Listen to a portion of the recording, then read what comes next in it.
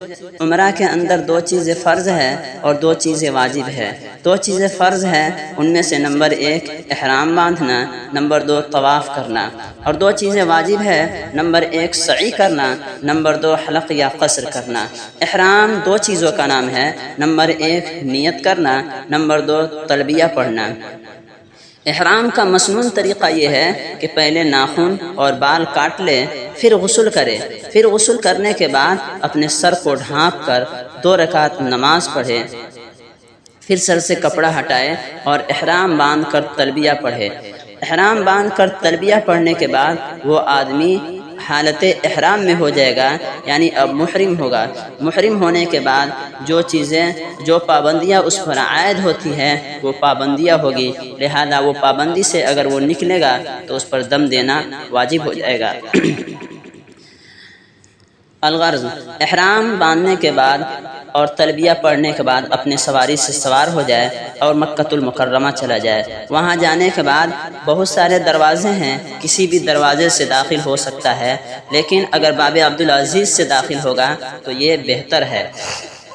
باب عبدالعزیز سے داخل ہوتے وقت یہ دعا پڑھے، بسم اللہ والصلاة والسلام علی رسول اللہ، اللہم افتح لی ابواب رحمتک۔ جب باب عبدالعزیز سے داخل ہو تو اپنے سر کو نیچے، اپنے نگاہوں کو نیچے جھکا کر رکھے۔ جب داخل ہونے کے بعد حجر اسود کے پاس جائے اور اس وقت اپنے سر کو، اپنے نگاہ کو کعبۃ اللہ پر جمائے، یعنی کعبۃ اللہ کو دیکھے، اور دیکھ کر خوب گڑ گڑا کر اللہ تعالیٰ سے رو رو کر دعا مانگے، کیونکہ پہلی نظر جب کعبۃ اللہ پر پڑتی ہے تو اس وقت دعائیں قبول ہوتی ہے۔ الغرض دعا مانگنے کے بعد حجر اسود کے پاس جس طرح نماز کے لیے تکبیر تحریمہ کے لیے ہاتھ اپنے کان تک اٹھاتے ہیں، اسی طرح کان تک ہاتھ اٹھائے اور جو منقول دعائیں ہیں وہ دعا پڑھے اور پھر ہاتھ نیچے گرا دے۔ پھر دوبارہ اپنے ہاتھ کو حجر اسود کے سامنے ہو کر سینے تک اٹھائے۔ یہ اس وقت ہے جب بھیڑ زیادہ ہو تو سینے تک حجر اسود کے سامنے کھڑے ہو کر ہاتھ اٹھا کر حجر اسود کا استعلام کرے، اور اگر بھیڑ نہ ہو تو جا کر حجر اسود کو خود سے بوسہ دے، اس سے چمٹ کر دعا کرے، اور پھر استعلام کرنے کے بعد وہیں سے طواف کا چکر لگانا شروع کر دے۔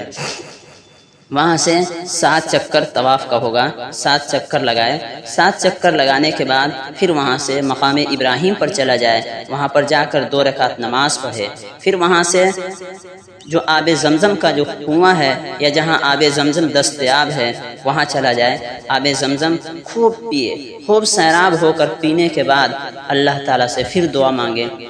بہتر ہے کہ ملتزم کے پاس جائے، اس سے چمٹ کر خوب اللہ تعالیٰ سے گڑ گڑا کر دعا مانگے۔ وہاں سے دعا مانگنے کے بعد پھر صفا مروہ پر جائے گا۔ صفا مروہ پر جا کر چوتھا جو واجب چیز ہے سعی تیسرے نمبر پر جو واجب ہے یعنی سعی کرنا، وہ سعی کرے گا، یعنی صفا اور مروہ کے درمیان سعی کرے گا۔ صفا سے شروع ہوگا، مروہ پر 1، مروہ سے شروع ہوگا، صفا پر 2، اس طرح 7 چکر لگائے گا۔ 7 چکر لگانے کے بعد وہیں پہ 2 رکعت نماز پڑھے گا، اللہ تعالیٰ سے دعا کرے گا۔ دعا مانگنے کے بعد پھر وہاں سے جا کر حلق یا قصر کرائے، یعنی اپنے سر کے بال کو یا تو مکمل طور پر چھلوا لے یا اس کو پست کرا لے۔ یہ ہیں عمرہ کے ارکان، یہ ہے عمرہ کے طریقہ جس میں 2 چیزیں فرض ہے اور 2 چیزیں واجب ہے، یعنی کل 4 چیزیں ہیں جس کا کرنا بے حد ضروری ہے۔